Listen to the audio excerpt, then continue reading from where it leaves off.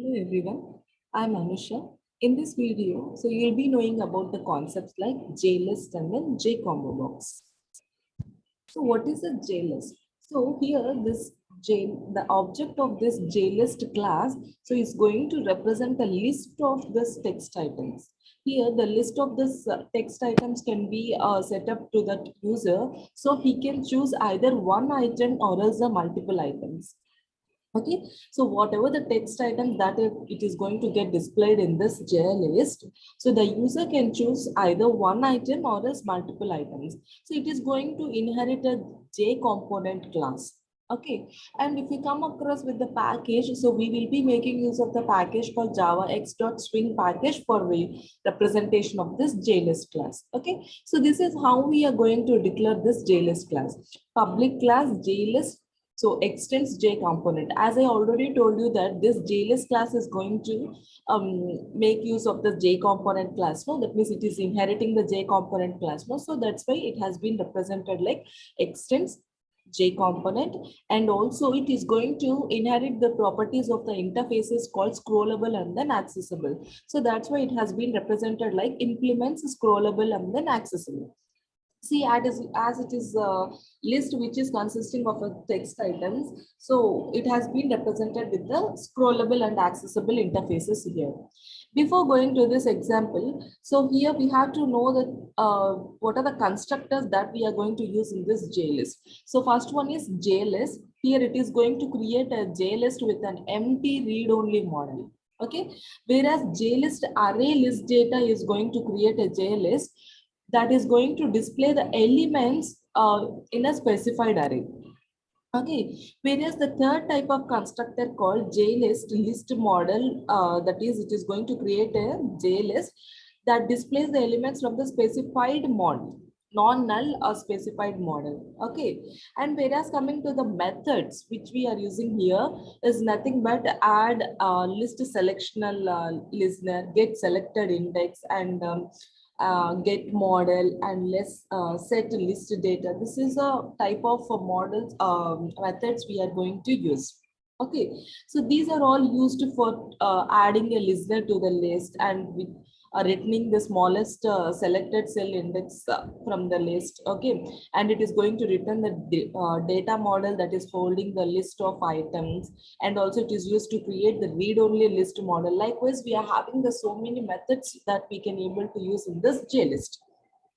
Okay, see here it has been specified with a class and then a method called list example, and here we are going to set the frame, and here in that particular list model I'm going to add 4 items into that list.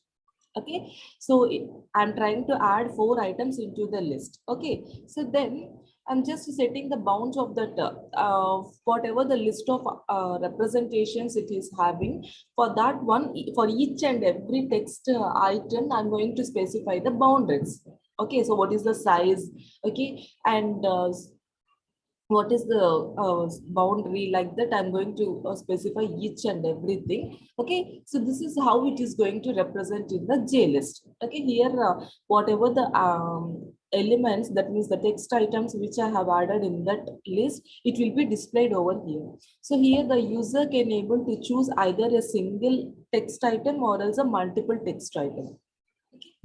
Next, coming with this Jcombobox. So here this Jcombobox is also showing us a list of items where whatever this text item that has been selected by the user, so it will be shown at the top of the menu.